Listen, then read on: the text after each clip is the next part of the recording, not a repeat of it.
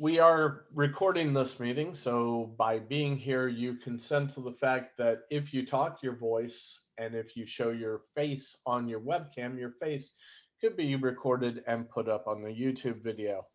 If you do not want either to happen, please mute yourself and turn off your camera.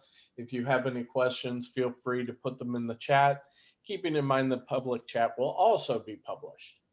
So by doing so, you consent to that, unless you tell me not to, in which case I'll take out your chat message. So I will leave it to Mr. Alexander because I only did part of your job for you, John. John will introduce the speaker of the month, Carsten Stroman. So John, I'll let you tell everyone about. Hi there. Yeah, it's thanks, John. We have been we kindly volunteered for old Carsten to give us a talk. Subsequently, a talk we had last month even, for NoVaLUG. So we've extended this out. So we've done somewhat double dipped. So today, Carsten will be talking about the fourth language, history, practicality, technology, etc.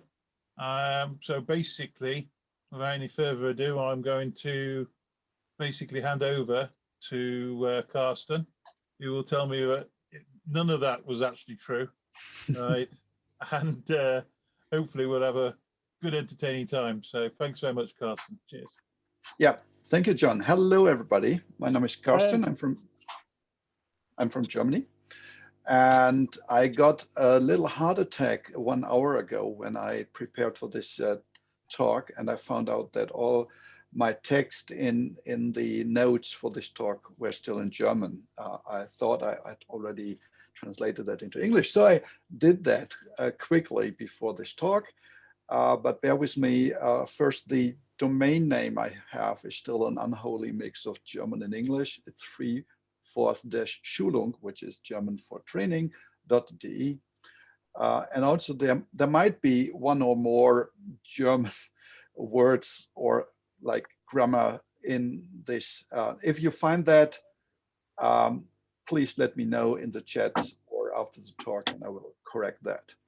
Now, this talk about the fourth programming language is built in a way that you can actively follow along. I've set up a virtual Linux system running CentOS 8, and you can reach that with the URL shown here, 3/Schulung.de, port 1990, and then /system/terminal. If you go to this webpage, which is open to the public, you will be able to click just on this link. The user there is fourth, and the password is 4th-October or OCT-2020. So let me quickly show how that looks like. This is the login prompt that you will be greeted with when you go to that page, and you type in the username Force. Everyone is using the very same username because behind the back in the system, everyone will get its own Linux container. So we are all nicely separated from each other and nobody will step on each other's foots. And then the password is Force OCT 2020, and then you log in. And then you will be greeted with this dialog from the tool, Linux tool dialog, that asks for the Force environment. And that is actually the unique name of the container to be created. Just use some unique value that you are sure nobody else will choose. I use something like test 1, 2, 3, 4, which nobody with a sane mind will use. And once you have given in your unique value, you will be greeted with a GNU Force or GForce installation, where you can happily then type in any Force stuff that you will learn during this talk. And I encourage you to just do that. So if you hear me explain some Force words, you can go here into your environment and just test them out and see if I'm right or if I'm just telling nonsense here.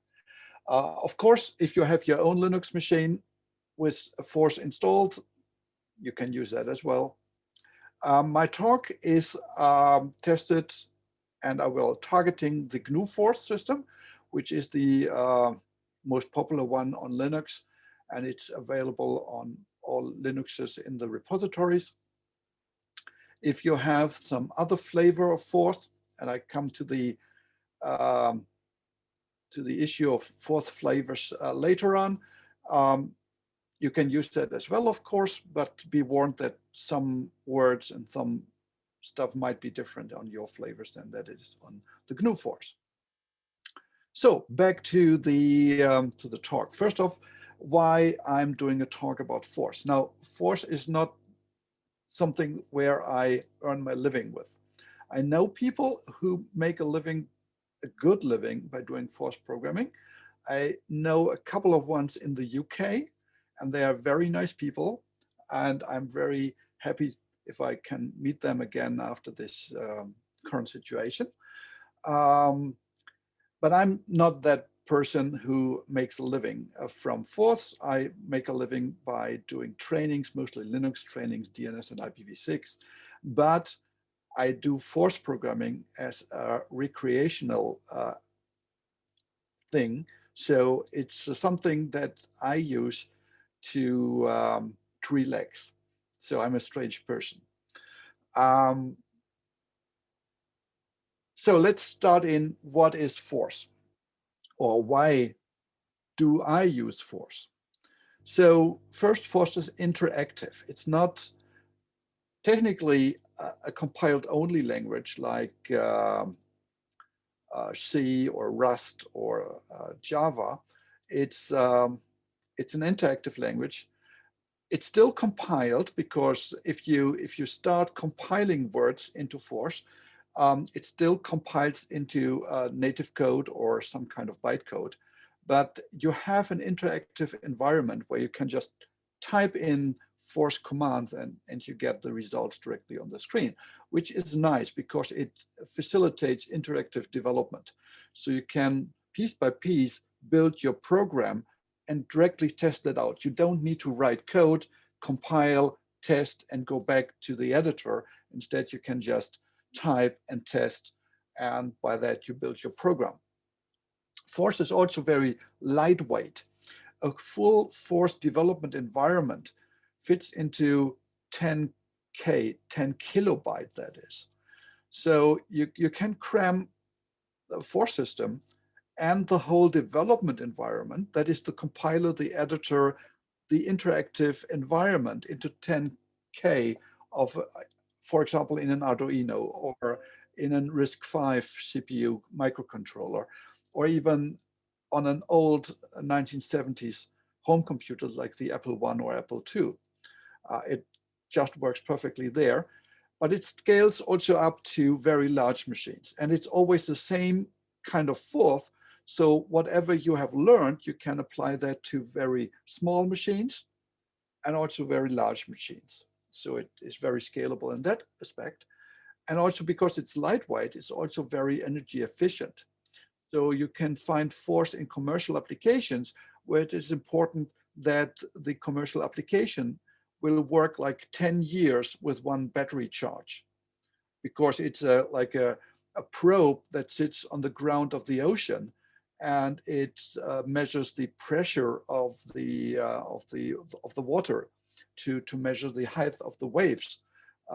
And these kind of applications, you don't want to fetch the probe like every 2 months and replace the battery there. Force is being used in these kind of situations. Besides being interactive and lightweight, Force is available for many operating systems and also for many machines, computers, microcontrollers, small and large machines. So it's very easy to reuse your knowledge. I would say I used 2 systems in my computer career that I never need to replace. One is Force, because Force just grows with every new computer I get, and it's always there. And also it grows with the new technologies. I come to that later. And the second one is Emacs, which is my editor, because also Emacs grows and always gets new functionality in there. And it's around for 50 years, so it's not a new thing, this force. It has been invented or discovered by Chuck Moore, who used that originally to control a big telescope in the US. And then the researchers in that telescope, they used the force programming language to remote control the telescope and to write little programs to like follow a star or something like that. And it soon there became the de facto language for programming a telescope worldwide. And then it was in the very, very beginning, it was already what we call today open source, because it's inherent in a force system that you distribute that with the source code. So even in the 1970s, like 1974, 1975, when the first force versions escape the laboratories, it always came with a full source code, and it was kind of open source, even though commercial force applications exist and force systems exist that are commercial and have a commercial license. There's always, or always have been, an open source community around this language. And other reasons why I use force is that it is extendable and it does not age. So like every 10 years, there's a new wave of new ideas coming through the IT. That was object-oriented programming, functional programming, domain-specific languages, unit testing, all these new developments I have seen during my career in the last 40 years. And every time I was able to apply these new technologies to force and just extend my force to use this. So I'm not bound to any committee that designs the language, or any vendor that might or might not integrate new ideas into that language. I can do that myself as a developer. And that is very unique to the force programming language. I think the other language that allows that is Lisp, which is kind of a close cousin, but just the other way around in how you apply that to force. So yeah, a bare bones force system might be very bare. It might not give you object-oriented programming or functional programming or multitasking or anything like that. But remember, you can always add to that, and you find online the sources. And it's not that that is a big chunk, like the code that makes out of a non-object-oriented force an object-oriented force is something like 20 lines of code. And that fits on one screen. And it's not hard to understand, even though if you start with force, it looks like kind of magic what's happening there. Okay, that's for the beginning. Let's take a look at the language and let's go into the crash course. So first about the syntax. Some people say that force doesn't have any syntax at all. I would say it has the most minimal syntax possible. In force, in the source code, we write what's called a word. And a word is any sequence of characters separated by white space. And I mean really any sequence of characters. It can be special characters, it can be just the normal ABCD characters. If you have a system that understands UTF-8, you can use Chinese or Japanese characters in there. It's just fine with the language. Or you can use Egyptian hieroglyphs or even Klingon. I'm not sure what the symbols in the Klingon language are called, but you can write in Klingon in force, and that just works fine. Not that any other person might be able to read your source code, but if you want to obfuscate your source code, that's just possible. So that's all you need to know. It's words that are made of characters separated by white space, and that is the syntax. Everything else is what the developer, the person who wrote that force word, designed it to be. That's then not really syntax of the language. That is then convention of that developer. That's not imposed by the language. So the four words that we see here are all valid. The first one is Wort, which is word in German. This here is also just a valid fourth word. You can name a function in fourth. You can name it this, and it just would work. Not that that is very readable, and I wouldn't recommend that. It just works. You can also name your function 1, 2, 3, 4, 6, 7, 8, 9, 0, and that would work as well. Or you can name it blit. So there's no restrictions. And what you can't have in a word is a white space, so no spaces. Apart from words being separated by white space, they will always be evaluated from left to right, and they either evaluate to an executable fourth word or to a number, and that's it. If a word that you have typed in cannot evaluate to an executable fourth word or to a number, that's an error. These are just the two things that can happen if you type in something in force. About the safety of a force system, there's none. So you have direct control to your machine, to your operating system, and you can crash the whole system. Of course, if you run under Linux, then the Linux operating system is mature and stable enough that you can only crash your fourth system, and that goes down into segfaults, and it will not affect the Linux kernel or other applications running. But if you have fourth running on a system that has no process protection, like on MS-DOS or on a microcontroller, if you do the wrong thing, it will just crash. And mostly it crashes terminal. So make backups there. Of course, you can build your own safety nets, but most developers don't, because when they use a fourth, most often they do that because they want to have the raw power. They want to be able to do everything with the machine without the language sitting in between them. So we are working directly with memory access, with pointers, and this is not a language where you want to write the control of a nuclear power plant. No, you don't want that.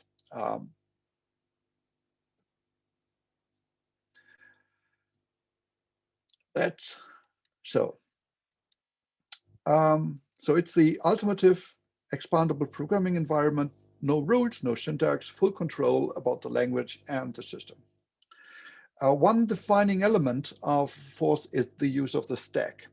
The stack is a first in, first out memory storage, meaning the stuff that we put in, we have to first take out to see the stuff that lies below that.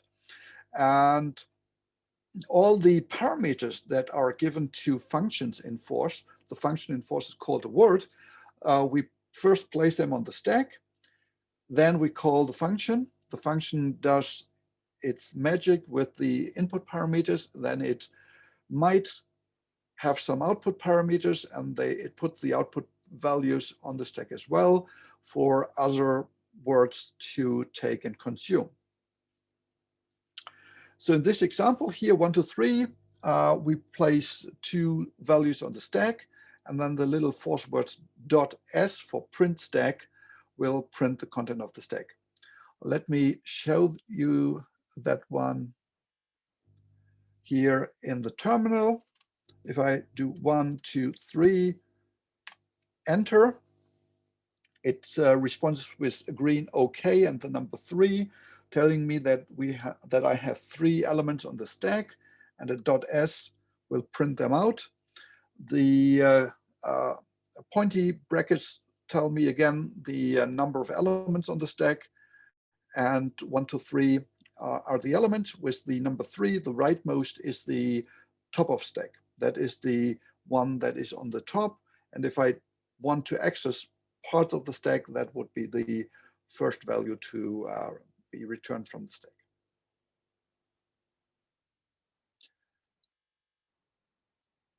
If you have any questions in between, use the chat or open your mic and just ask your question. So the little word dot prints the value of the topmost element on the stack to the terminal. So if I write 1, 2, 3 separated by space and then dot, dot, dot separated by space, it will print exactly that numbers in the reverse order, because number 3 was the top of stack. That is the first one that will be returned from the stack. So that will print out 3, 2, 1. Let's see that. I still have them on the stack, dot, dot, dot, 3 dots, enter, 3, 2, 1 is the output. And here I do it the same way as shown in the lecture notes. 1, 2, 3, dot, dot, dot, print 3, 2, 1. So the dot takes the topmost element from the stack and prints the value in to the terminal.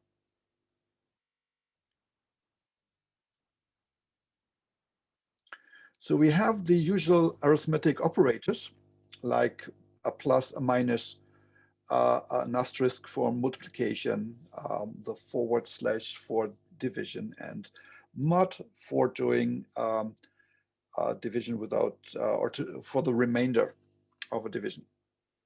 Also, the division always in force always creates a full number. So there are no fractions of number on the stack. It's always a full number.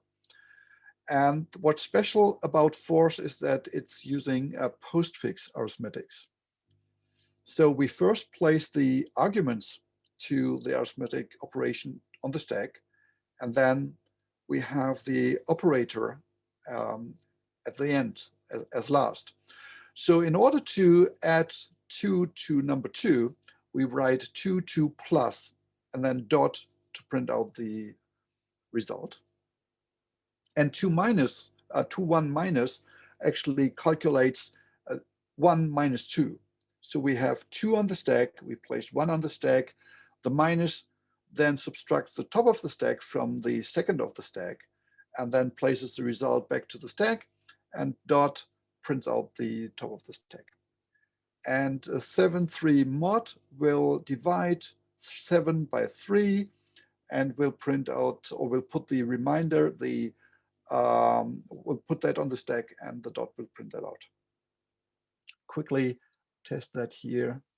So 2, 2 plus dot gives us the 4, 2, 1, 2, 1 minus dot is 1, because 2 minus 1 is 1. I can also do more complicated stuff. 10, 6 minus is 4, or really large number, another really large number, minus is a negative really large number. So the size of the values you can use for calculations really depends on the CPU size. And here this was running on a 64-bit machine. So I have 64-bit integers to my in my system here that I can use for integer calculations.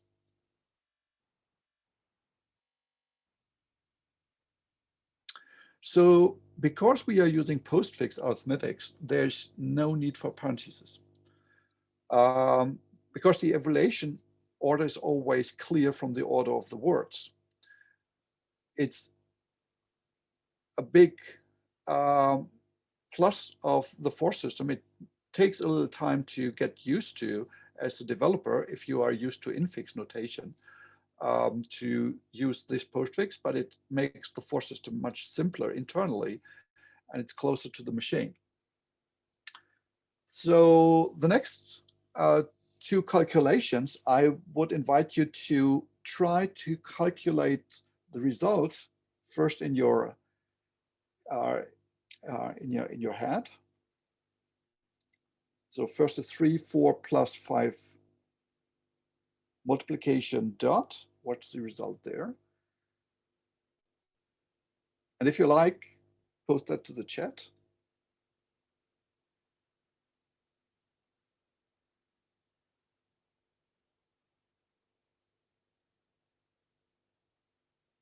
And once you have the result in your head, you can try that out on the terminal.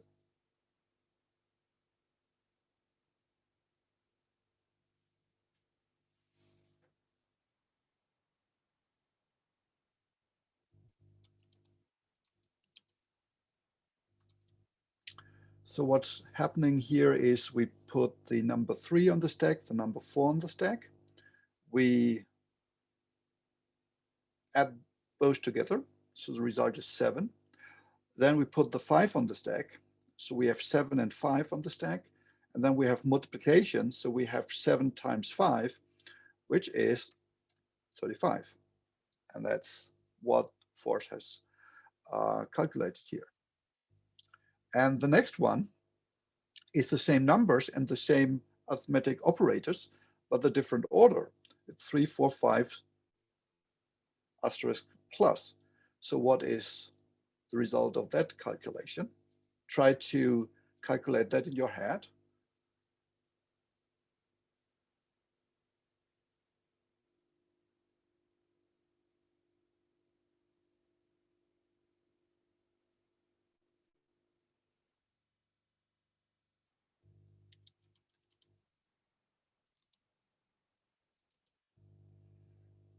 And let's see what the result here is. So we put 3 on the stack, we put 4 on the stack, we put 5 on the stack, and then we have the multiplication.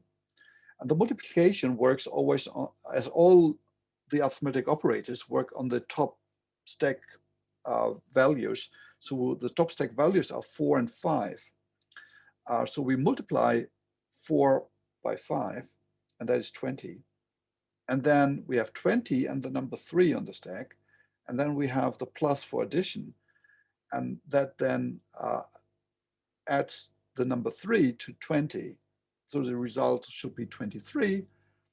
And that's the result that Force gives us.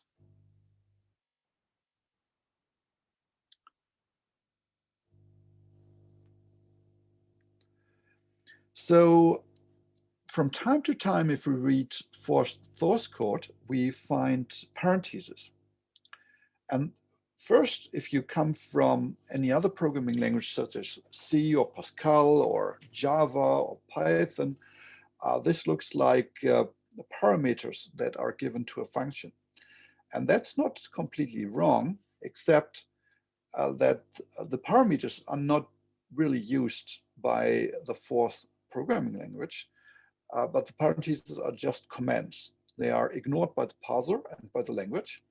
And the only reason for having the comments in the code is for the humans that read the code. But it is actually really the parameters that are given into a function and coming out of the function. The convention is that on the left side of a stack command, that is on the left side of the double dash, we have the input parameters, and then we have dash dash, and then we have the output parameters on the right side. And we have 2 examples here. The first example is the dot function or dot word, which takes just one input parameter from the stack, which is a natural number n, and it doesn't leave anything on the stack. It prints out to the screen. So that value is being consumed and destroyed. And the other example is the plus sign, which is the addition, and that takes 2 natural numbers, n and n, and the result is another natural number that ends up on the stack. So this is how you can read the stack comments, and I have stack comments on most of the following Force words. Now that we know how we work with the stack, there are some words that we can use to juggle the stack values around. The first one is called the swap word, the swap command. And swap exchanges the top 2 values on the stack. So if I have here an empty stack and I place 1 and 2 and 3 on the stack and print that out, the number 3 is on the top of the stack and number 2 is the second of the stack and number 1 is the third of the stack. If I now execute swap, I still have 3 values on the stack, but the order of the topmost have been exchanged. So now the number 2 is the top of the stack, 3 is the next below, and 1 is still on the bottom of that. And if I print it out, oops, there's no double. Need to do that again. 1, 2, 3, swap, dot, dot, dot. The mistake here was that I typed in dot, dot without a space, and that is not a valid name. Not yet, we haven't defined that. So it gives me an error message, undefined word. So here I did 1, 2, 3, swap, and then print, print, print. And the first number to be printed out is 2, then the number 3, then 1, because I've exchanged 2 and 3.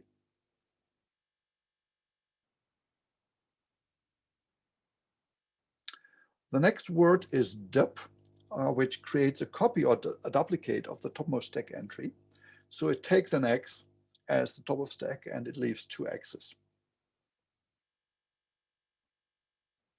So 1, 2, 3, dup.s results in 1, 2, 3, 3. So the topmost stack entry, number 3, has been duplicated. The next word that we will learn is drop, and drop takes the topmost element and just throws it away. So after drop, the extra number 3 is gone, and I'm still back to 1, 2, 3, and another drop drops number 3. I have 1 and 2. Another drop drops the number 2, and now I just have the number 1 on the stack. And another drop, I have an empty stack of 0 entries. Another drop will be a stack underflow. I try to throw something away that doesn't exist. That's an error. So the force system gives me here a nice red error warning, stack underflow.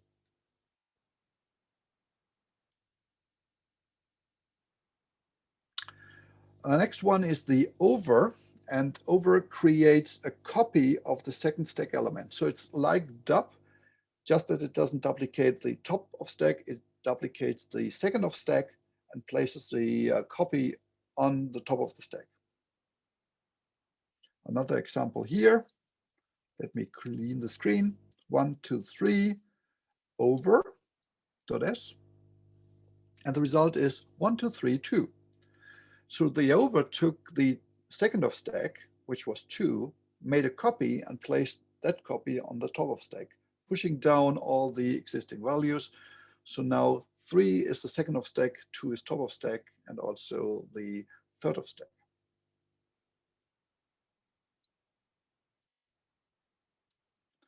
And then we have rot for rotate, and rot rotates the 3 topmost stack entries.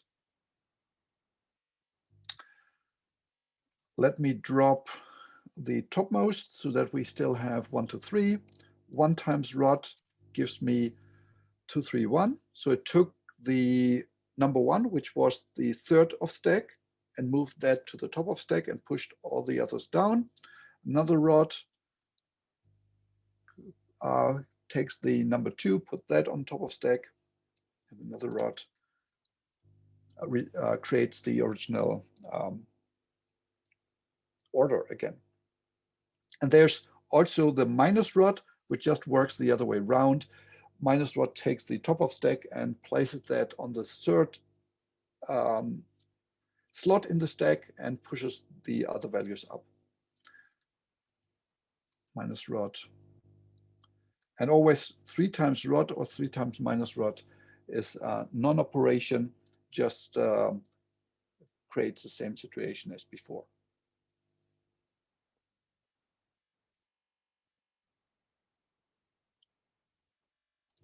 So I already talked about the parentheses as being a command. There are other commands in force. There's the backslash, which commands until the end of the line. And then we have the dot parentheses, which will have a same effect as just the parentheses, with the difference that the text inside the parentheses will be printed out when the code is being read. So if you read source code, this can be used to give some instructions to the user that is loading in the source code. All these words, slash and parentheses and dot parentheses, are normal force words. They are not any kind of special words in force. They are just created as any other force words. So they need to be separated by white space. What you can't do is write something like this.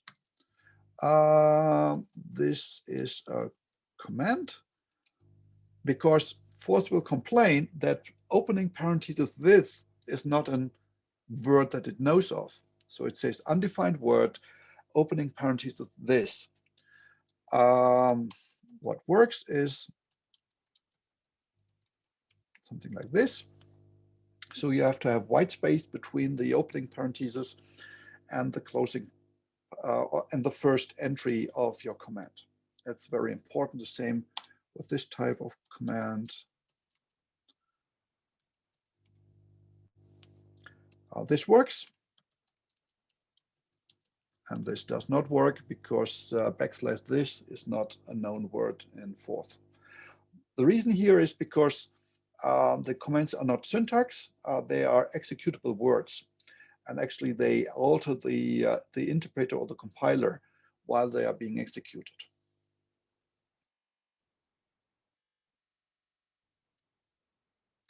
So now we will start writing code in Force. And sometimes we do mistakes. And especially if you work interactively with the Force system, you might try things out and then you later find out that what you tried 10 minutes ago was wrong and you have a better idea. So you want to throw away something that you have already compiled without closing your Force environment and starting fresh and losing all your work. And what you can do is you can use the marker. And the marker is a simple way to set a mark inside the directory of Forth words. And whenever you want to remove or you want to jump back to that mark, you just execute that marker. So the marker takes as the parameter a name, and that creates a Forth word of that name. And whenever you then execute that name, everything that you have defined, everything you have compiled after creating the name will be deleted, will be purged, will be gone from memory. Here's one example, marker dash dash my marker dash dash. Starting a marker with dash dash and ending it with dash dash is a convention. Just a convention, you can also just ignore that. So, creating new words. We create new words with the colon, and then we give the new name of the word we are about to create. And then it's good practice, especially in source code, to write a stack command that gives the reader a hint what parameters go in to that word and what are being left on the stack. However, that is completely optional because it's not used by the language, it's just used by the humans. And then we have the body of the function, which is any kind of Forth words which will be executed when the new defined word is then later be executed. It's kind of can think of that as a macro. And then the semicolon terminates the compiler and goes back to the interactive Force environment. So let's try out this one here, that was an example. The colon starts the compiler. Whenever a Force system sees the colon in the input stream, that turns on the compiler and disables the interactive Force environment. And the colon requires the next word in the input stream to be the name of the new word. And I call this quadrat because it's a word that will multiply a number with itself. So it will calculate the, what's the English word for that? Is that a proper English word? I'm not sure. So it calculates the quadrat of the of a number. So basically, and this is the command here, it takes an x and it will leave an x multiplied by itself. So x times 2. So maybe I should name this one times 2. Let's call it times 2. So, and it requires an x to be on the stack. And that's the thing that the developer, the programmer, needs to take care of, that there is an x, a value already on the stack. Then we duplicate that top of stack value with the dub command, and we multiply then the topmost values. And by that, we multiply x with x.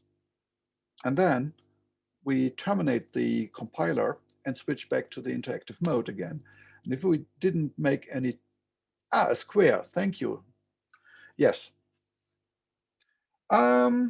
I haven't set a marker, so I can't remove this now.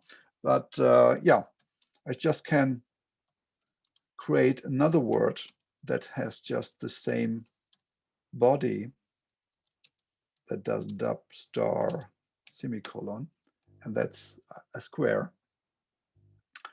And now I can use this new word the same way as the built-in words. Actually, technically, there's no difference between the built-in words and any word that I, as a developer, define. So I can say 5 square dot 25, 9 square dot 81, 1000 square dot is a million. That's the way how Force developers write an application. So basically you start with a bare bones Force system, and then you add new stuff to that Force system, and you do that as long or until you reach a state where the Force system has become your application.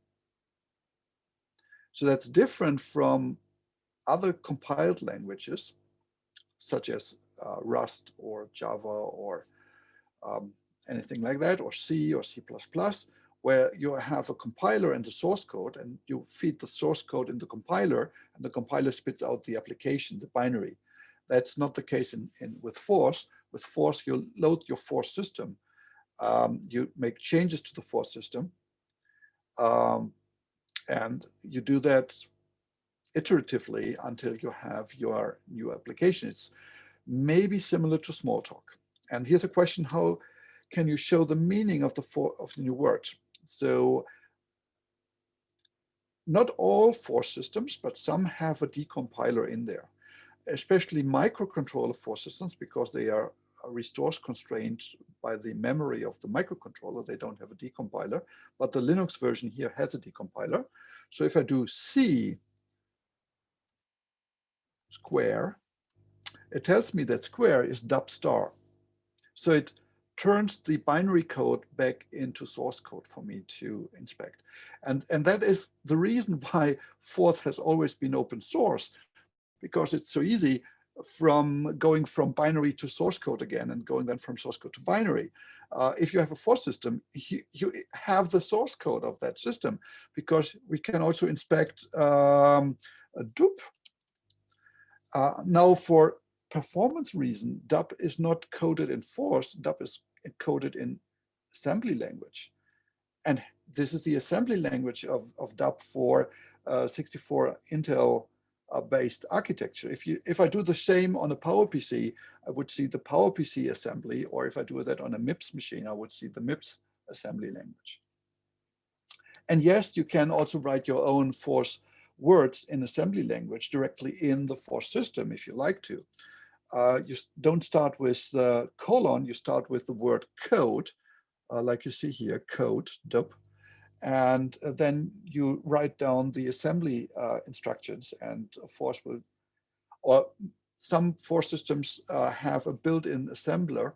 Those ones that don't have that built-in, you can load that as an additional module, and then you just mix Force and assembly in the same language.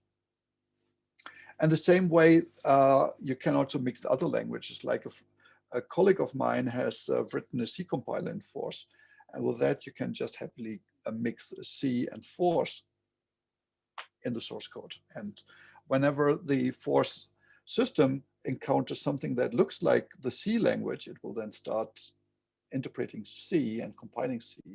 And then you can switch back to force and write force again, or assembly, whatever you like. That's very powerful. So that's about creating new words. So colon starts the definition. Square or quadrat, still here, haven't translated that, is the name of the new word. Actually, let me quickly translate that.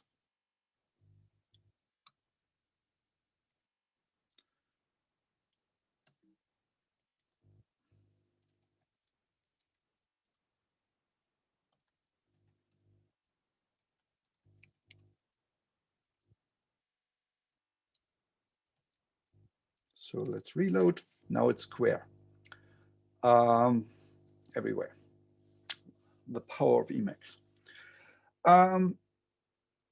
So square is the name of the new word, and then the stack command documents how the stack changes for this word, and then the dub and star or asterisk is the body, and that is not executed while we're compiling, but it's compiled into the body of the new word. It's then executed when we execute the new word. And there's no difference between the words that come with the for system and the defined words. Now, again, I have here German words. Let me quickly translate these.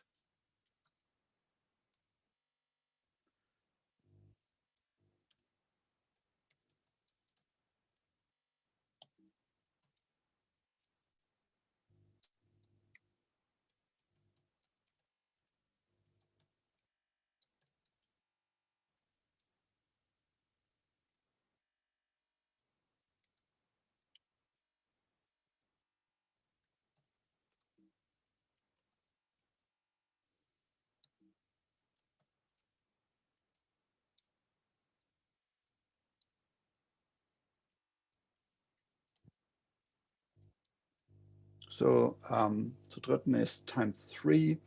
So in this, we use dub again, and then we call square, and then another star. And what that does, and let me do that here on the interactive terminal. It's not actually times 3, it's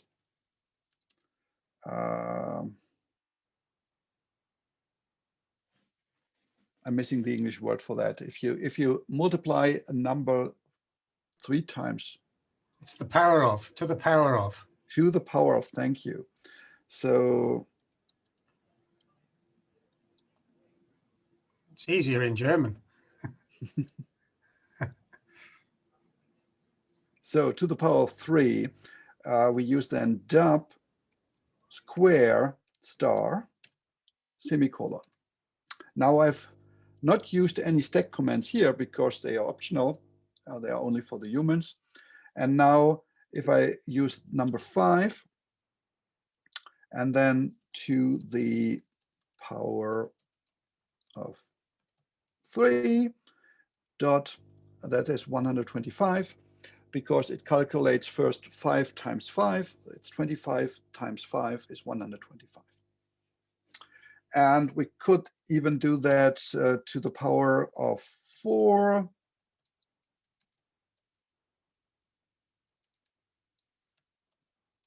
Which would be then square, oops, typo, square. And that would be then 5 to the power of 4 dot 625. So this just shows how to use force words that you've created yourself inside new definitions. And there's no difference between the force words that are coming with your force systems and the force words that you can create yourself. They are all the same, and it's just the way that the force words that are already coming with your system, that someone else has defined them the same way as you would define them here. So I'm translating the other stuff later. You can override words. So you can create new words with the same name as an existing word. And you can do really nasty things there. Not that I recommend that, but let me show you. When I do star plus semicolon, that means the meaning of a star, which was multiplication before, is now addition. And if I now calculate 3, 4 star, that is not 4 times 3 as we would expect. It's 7, because the star now does addition and not multiplication. Force warns me. It tells me in yellow warning, redefine star. So it tells me that I did a redefine here. And yeah, I still have, or I have this now redefined. And it's not that the original code is being gone from the force system. It's just that it is hidden, because if I use a force word, the force system will search in the directory of all force words from the latest defined words to the the oldest words. And when it finds a word, which is the last defined one of that name, it will use that, and it will not see any older words with the same name. If I have a marker set, I can then just remove the word, and that still creates that. So if I'm using square here, a square still has the multiplication built in, and it still works as before. So it's not that if I'm overriding a word, that will change automatically all other definitions that have used that word in the past. It is just affecting all the new words that I'm defining from now on. So I haven't set a marker, so I've currently no means to really remove that, other than doing a cold start with cold. And a cold start just resets the whole system to the factory defaults. That is how I started it. So I now have a clean force environment again, and square is gone. Square is gone. It's not there, and also plus is now, or sorry, multiplication is now multiplication again. Or is it? No, it's not, actually. Then I have to disconnect and reload.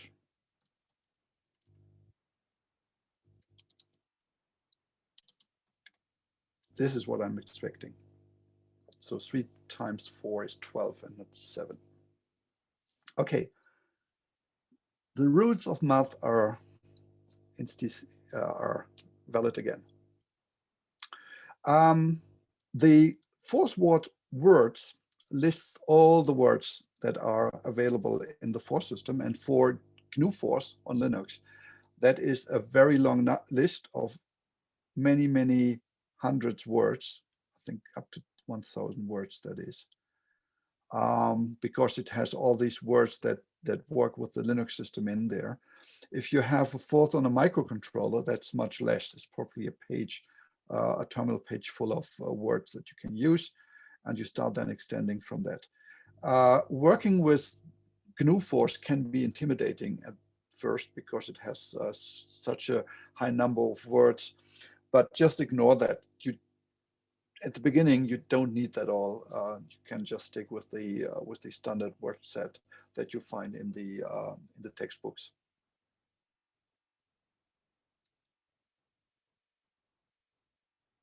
So now we come to variables and how we can work with memory and storage. We define a variable with the force word variable, and then any name that we want to give that variable. And that actually creates a fourth word, and the execution of, if I execute that fourth word, it will place its own memory address on the stack. So let me show how that works. I do variable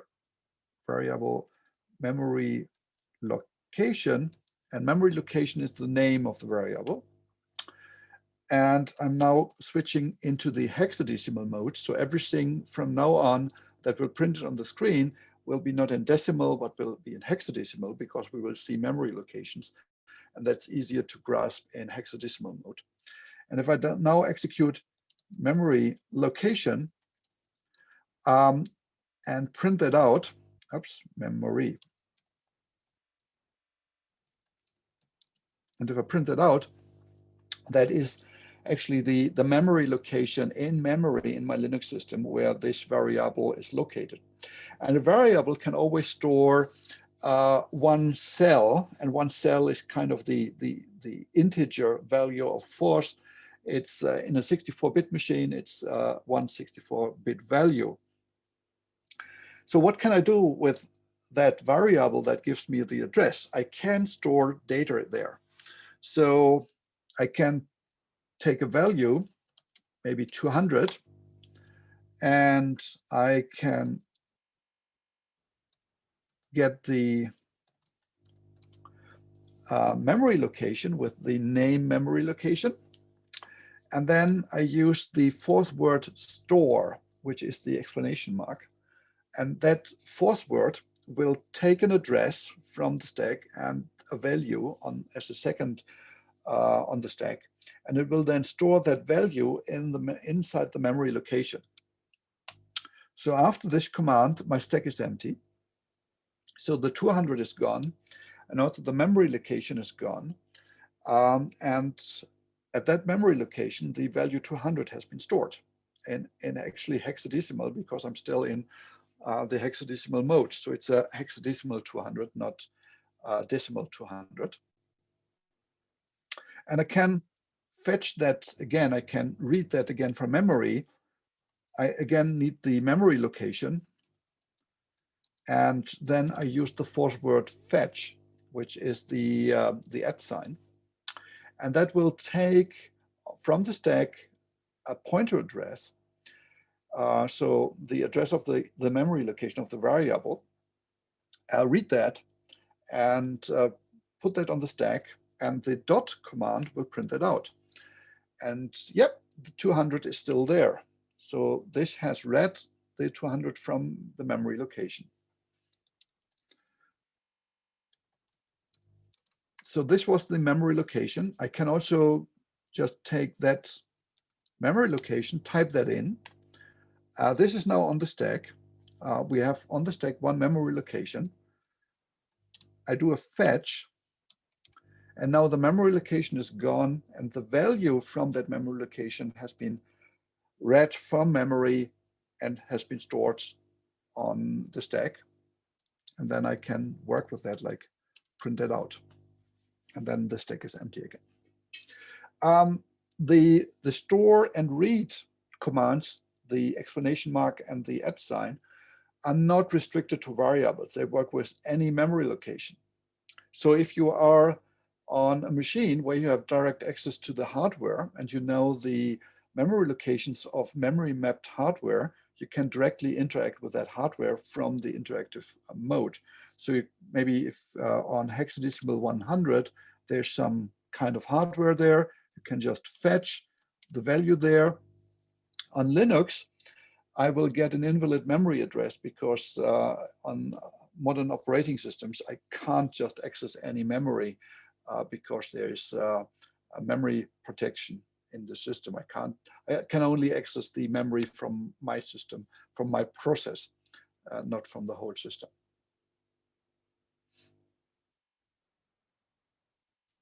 So that was fetch and store.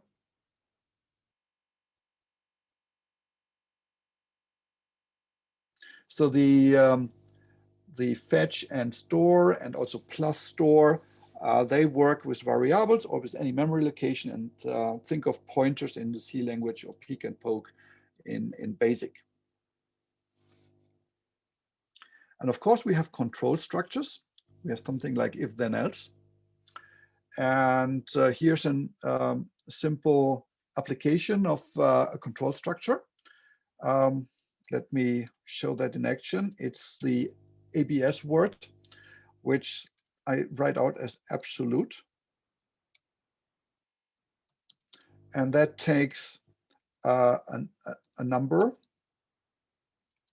and it returns a positive number, always a positive number. So it takes a negative or a positive number and always returns the positive value of that number. And what we do here is we first compare if the number, we duplicate, then we compare, need to peek on the instructions, yep, 0. We duplicate the number and then we compare the number to 0. And if the number was less than 0, if it was negative, then we enter the if control structure and we negate. See, do we negate? Yeah, we negate. Then terminates the structure, and then we close the compiler. So this is different from other programming languages where the if clause, if you have a control structure, the if clause starts the control structure, then you have the comparison, then you have the word then that starts the code that should be executed in case the comparison was true. And then you have some kind of end if or end that finishes the control structure. In force, it's different. You first have the comparison, because the comparison needs to place what's called a flag, either true or false, on the stack. And then you have the if, and that looks for the stack value. And if that stack value is a true value, it will execute what is behind the if. And if it is a negative value, if it's a false value, it will jump over to the then and execute whatever is behind then. In our case, there's nothing behind then, so it just executes there. The OK tells me that force was able to compile this new absolute function. And let's try that out. 5 absolute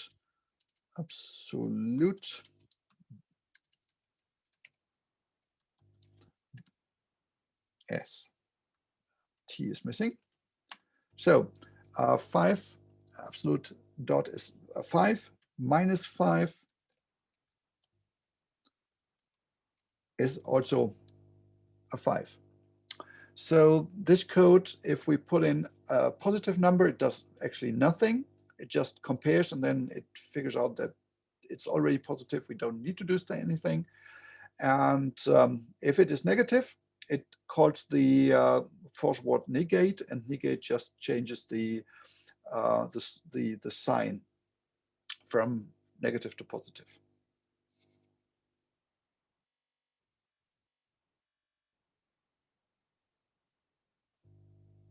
So if we work with control structures in force, we always need to have what's called a flag. And a flag is any value that is not 0. It's the true flag, and the value 0 is the false flag. And the if takes the flag from the stack. If it is not 0, so if it is a true value, it will then jump to the code following if. And if it is a false value, it jumps to the then or else code. We haven't seen the else code, but I will show you in a moment.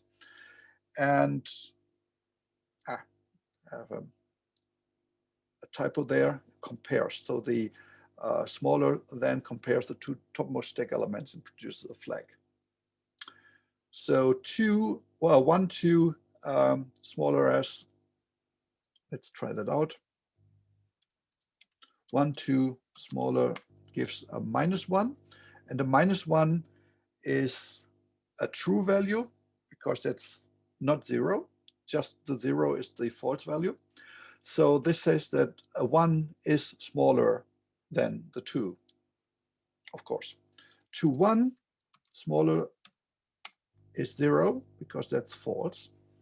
1, 1, smaller is also false. So with these comparison operators, we always get what's called a well-formed flag. And a well-formed flag is either a -1, because the -1 has all bits set, or a 0, which is the value with all bits 0, which makes it very easy to create also logical expressions without the need of control structures. Carsten, it's less than. I'm sure we all understand it. Sorry, yeah, less than. Smaller and larger. Thank I've you. never heard it, but it's good. Less than, greater than. Yeah, I should know that, and I usually know that, but it's late and my brain is overworked. So we have all these other comparison operators like equal, larger than, unequal or not equal, smaller than equal, larger than equal. We can also use something I haven't translated, another control structure with the else part. The min here, the min word takes 2 numbers and returns the minimum, the smaller number. So the word to-dub duplicates the topmost entries. So it does the double of the dub command. Then it compares the entries. And if the first one is less than the second one, it just drops the topmost, the larger one. And if it's the other way around, then we go to the else, and then it does a nip, and the nip actually discards the second entry on the stack. So it doesn't throw away the topmost, but the second entry. If you don't have nip in your for system, you can just create that with swap drop. So of course, here in GForce, we have a nip. So if a 1, 2, 3.s nip should then discard the number 2, 1 and 3, that works. If we have a force where nip is not defined, maybe an old force from the 1970s where that word wasn't in the standards, we can just do nip is a swap and a drop. Swap just exchanges the first and the second entry, and drop then discards the topmost entry, leaving the second one there. Force gives me a warning here that nip already existed, but now I have this 1, 2, 3 nip.s, and it works the same way.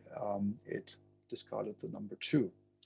So this is like an example of if a word doesn't exist in your for system, you can just create that. And I gave this course 2 weeks ago on the Vintage Computer Festival Berlin. And of course, Vintage Computer Festival is all about old machines. And we used some old for systems there, and they didn't have NIP. I was just able to recreate that.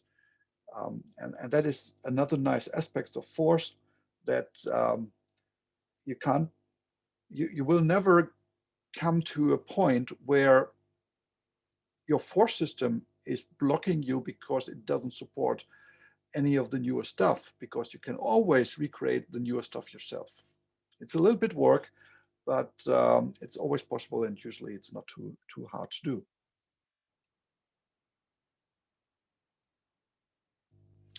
Of course, there is the words true and false are predefined, and they return the well-formed flags. And then we have logical operators like AND, OR, XOR, equal 0, and invert that we can use for bitwise logical operations. If we need a well-formed flag, we can always use 0 equals, because 0 equals compares to the false value, and that will always create a well-formed flag, either a true or a false. And also that can be used to invert. So it's same as invert for flags, because if I have a false and I do 0 equal, because false is 0, the result is a true. And if we have a true on the stack and we compare with 0 equal, then the result will always be a false.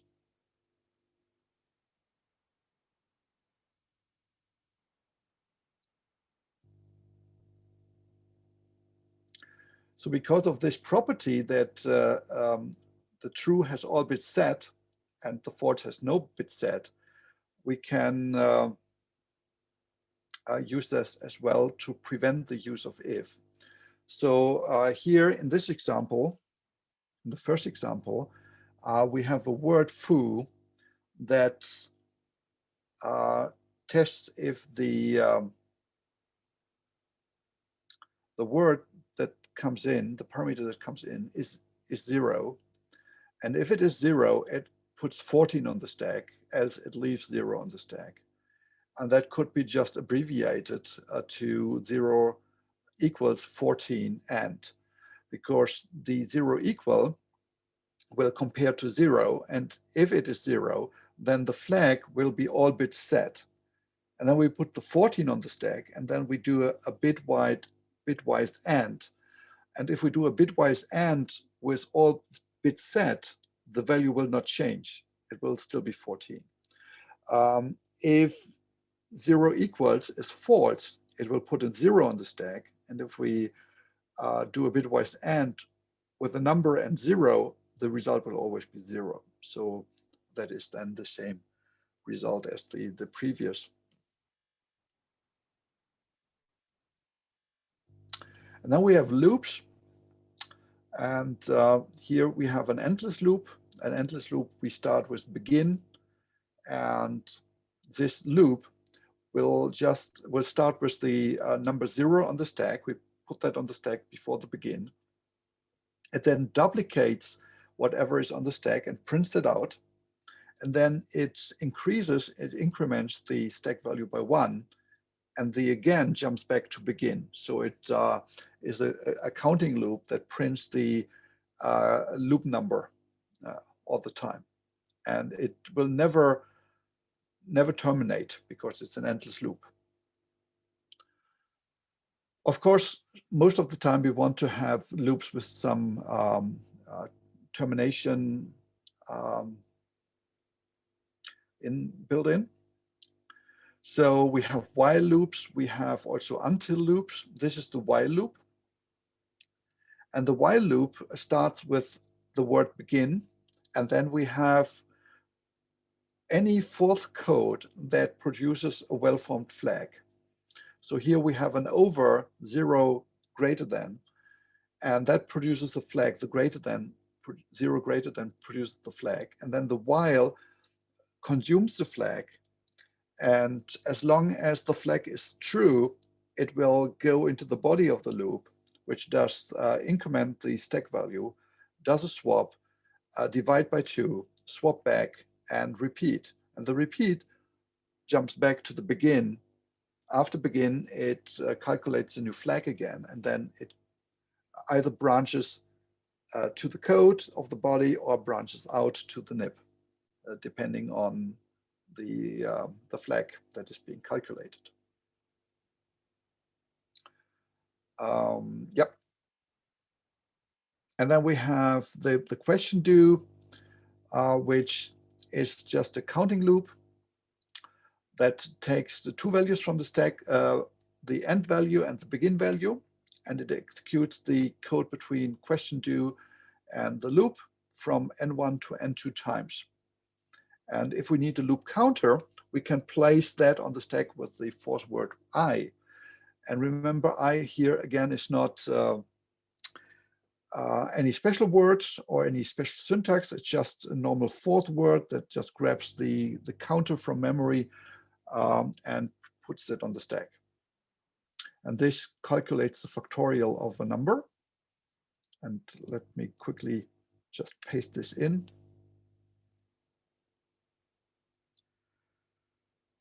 So it compiled this, and it warns me here because there was already a literal called FAC predefined, and I redefined that now. And now I can like do factorial of 5 is 78, factorial of 9 is 58,980.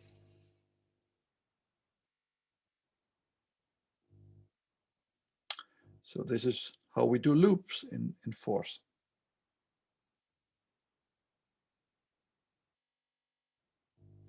So sorry, I've missed the question here about the well-formed flag. A well-formed flag is any value on the stack that is either 0, which has no bit set, or it's the -1, which is the value that has all the bits set.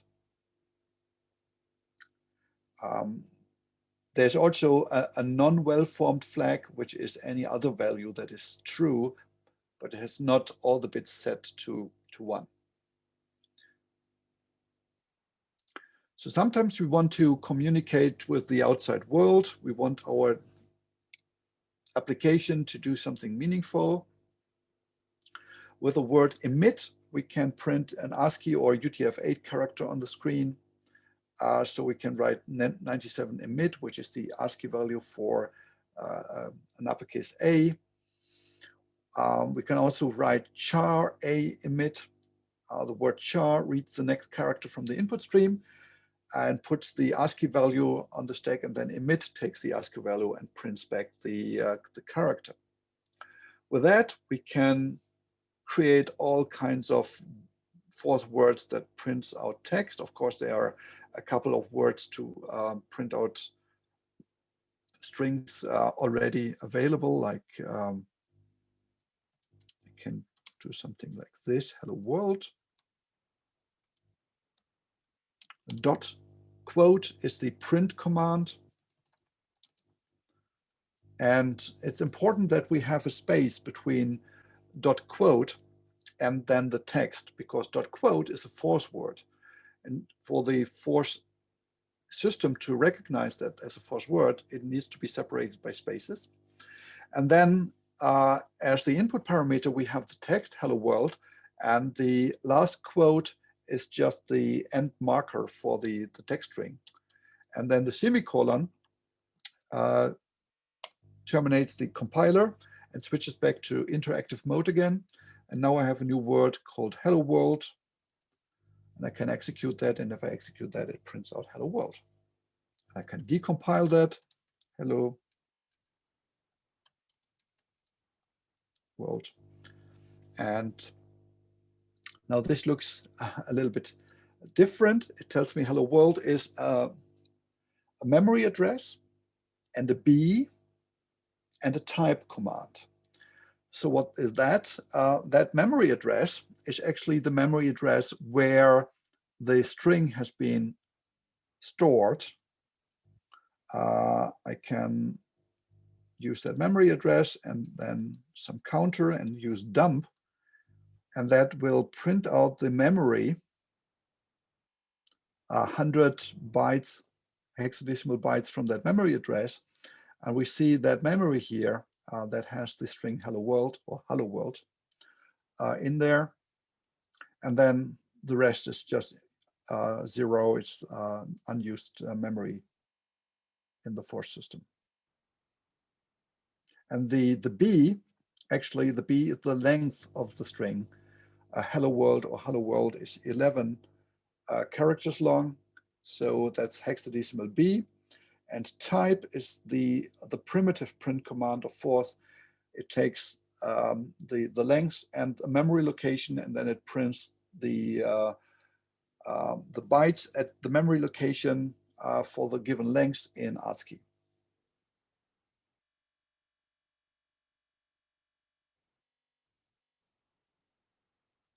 We already have seen variables and that I can store stuff in variables there.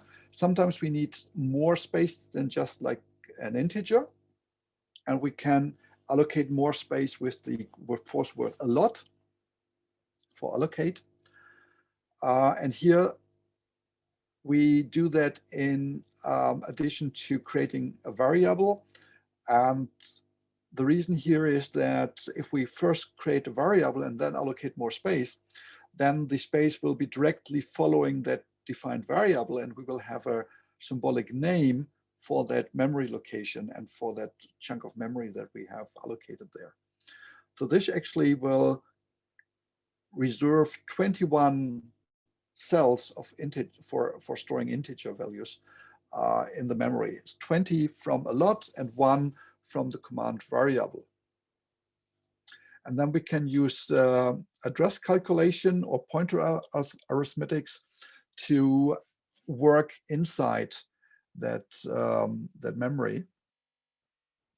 And to ease that and make force portable, we have this word cells that then always gives back the amount of bytes that are in one cell, in one integer location. And that is 2 bytes are in one cell for an 8-bit or 16-bit CPU.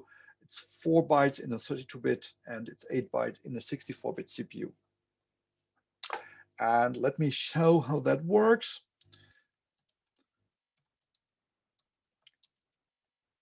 So I do a variable memory, and then I give us 20 cells allot. And now memory itself gives me the memory location. And from that memory location onwards, I have 21 cells of memory that I can use. If I dump 21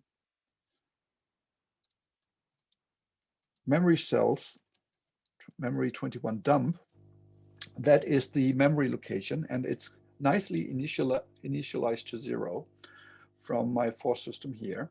And now I can say memory, I want to store 200 in memory. I want to have that in location 5.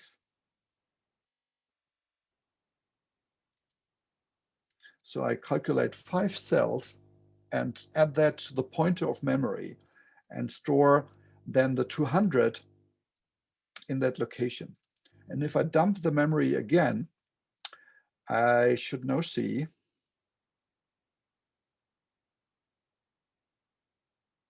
somewhere here the 200. I don't see it. Where's my error here?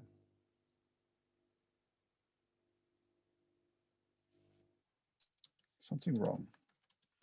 200 memory gives 2 values on the stack. 5 cells give 3 values. It's a 200, the memory address, and 28, which is 5 times 8 in hexadecimal. I add that. And we have the new memory location, and I store that into that memory location. I would expect now, if I dump, to see that.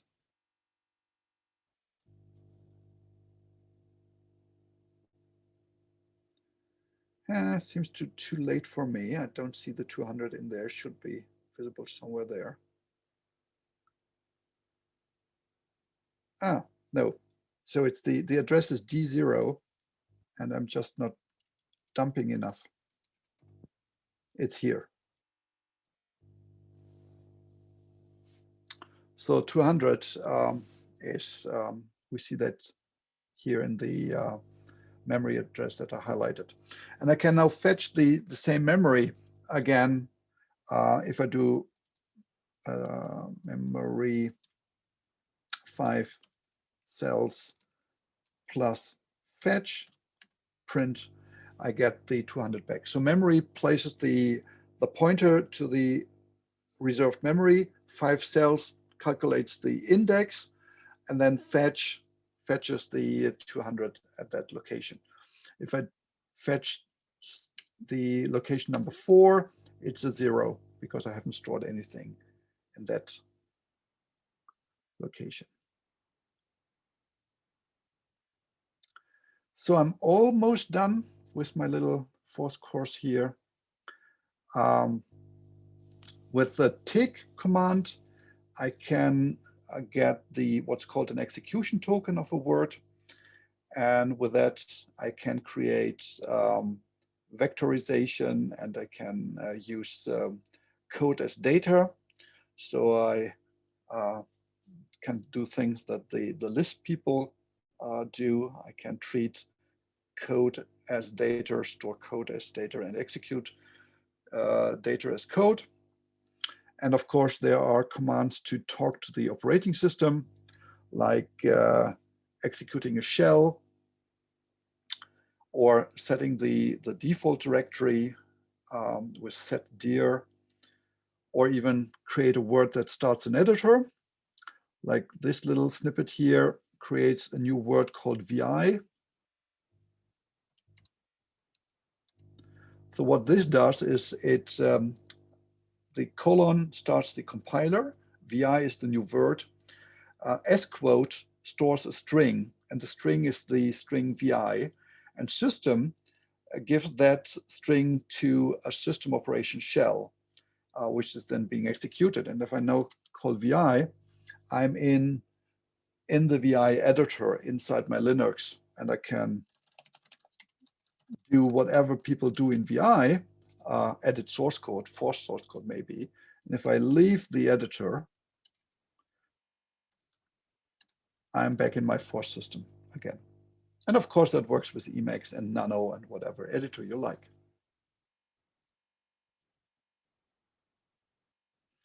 And the last bit here is to load some source code. And we do that with the include command. So I can launch an external editor like VI. I can write my force source code in there. I can jump back and forth between the interactive mode, my force system, test something out, copy that in my editor, or copy from the editor back, and then save that to file. And I can then import my source code into the force system with an include command, and that will then load that source code the same way as if I have had that typed in. And of course, I can later then save my whole force system as an application, what's called a turnkey application, which then contains the whole force system plus my code, my application. And I can hide the full force system so that the users don't see that is actually written in force. And unlike with other systems that have an image-based system like Smalltalk or Lisp systems, force is so small that it doesn't really matter much to have the whole force systems in there, because if the force system is just 20 kilobyte and my application is another 100 kilobyte, that 20 kilobyte doesn't really make any difference in today's computing world. It might on a microcontroller, and there you can just compile to native code and just strip your force system out of your final application. Okay, that concludes my little force course here, my training, my talk. I have some example applications, but this is just for you to look at and enjoy and maybe test out yourself. But I'm now here. If you have any questions, please let me know.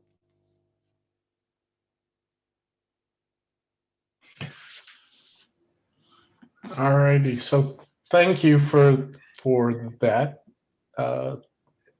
It was, my mind's like overloaded, so it was very cool. Thank you. And John, I know you're thinking it doesn't take much for my mind to be overloaded. Well, yeah, what can I say?